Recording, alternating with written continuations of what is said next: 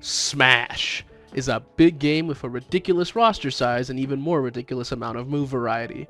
Suffice to say, to be good at this game, it is imperative that you have strong fundamentals.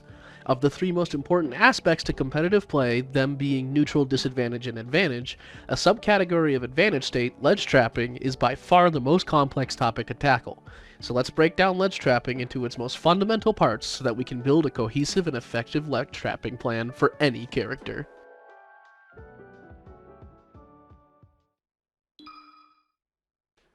The first part we're going to talk about is intentionality. Ledge trapping is one of the most mentally involved, high IQ elements of the fight when it's done well. Take a look at this Donkey Kong dash attacking my pit on Battlefield. After securing complete stage control, Donkey Kong runs away and then comes back with a dash attack, giving me about 3 hours to react and set up. There was no intention in his dash attack. He was just throwing out a move to throw one out. He didn't even cover an option. I could have rolled, jumped, or done just about whatever I wanted to respond to this. Now, speaking of intentionality, later we are going to talk about positioning, and one thing that I'm going to hammer home a lot is that always put yourself in the best position. Here, Donkey Kong is at 62%. Hypothetically, I could have shielded the dash attack and thrown DK backwards, which would be the theoretical better position. Donkey Kong, however, is pretty heavy, Pit has a weak back throw, and instead of throwing him weakly into the blast zone to respect the vague idea of better positioning and having no follow-up plan, I could instead start a combo which will eventually lead to the Donkey Kong losing his stock. This is why intention is important. When you're just throwing out moves to cover space without having a plan behind it, you get yourself punished. And when you're throwing out moves with 1 or 2 follow-ups already locked in your mind, you will find that your ledge trapping will yield better and more impactful results. Let's talk about stage control and space concession. Positioning is imperative. Where you are on the stage can be the difference between an opponent's forward smash killing you or you surviving to finish a stock at a later time. Your position on the ledge when you're trying to ledge trap is likewise imperative to its effectiveness. There are many positions to take, however. You can jump in place throwing out large sweeping moves to cover a lot of things at once. You can sit and shield and react to your opponent's response, or you can continue to pressure by turning your ledge trap into an edge guard after your ledge trap connects. Or you could even bait out your opponent for a big punish. Let's break all of these down into their individual parts, starting with shield. Sitting in shield can be one of the most effective ledge trapping options simply because of the pressure it puts on the opponent.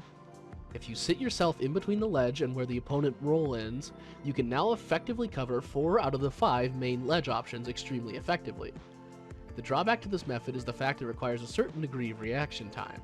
However, if you're in tune with your opponent's habits and put the practice in, you'll find this method can carry you to great heights. Hit 361. This is it. This is kill percent. That's 4 maneuvers. 4 technical maneuvers. What a grab. Still living though. We're on FT maybe. Oh, snipe him out of the air. No. Now that we've covered the sit and shield method, let's look at some other options available for ledge trapping. The first one we're going to talk about is baiting.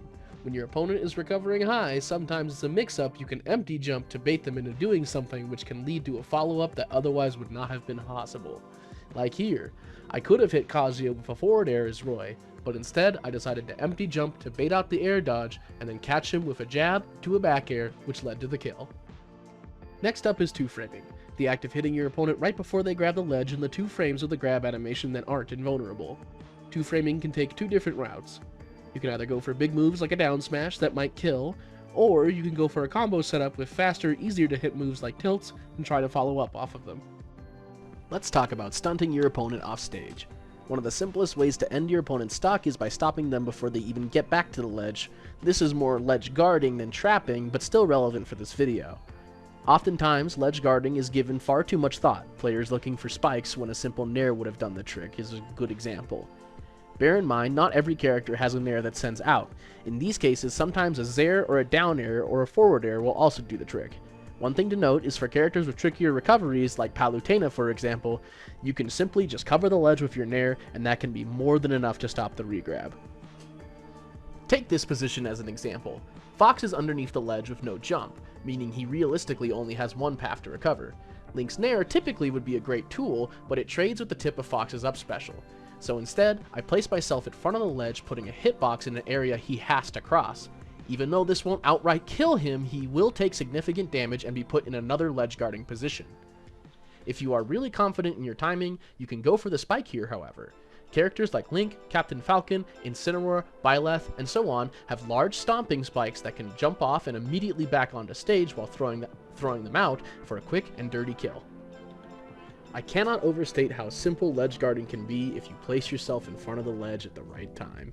It can be as simple as just jump, press A.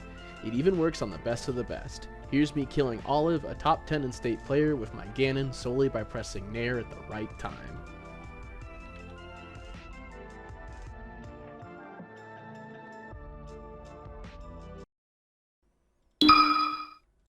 Let's put it all together. Even though the shield method doesn't directly lead to the biggest punishes, it does do one thing perfectly: give you information so that you can position properly. Has your opponent rolled past your shield 3 times? Call it out with the F smash on the 4th time. Do they jump over it every time? Throw out an up air. Every character obviously has their own tools for ledge trapping, like Rob or Richter for example, but it's the way they use the different tools together that takes them from a good ledge trapper to a great one.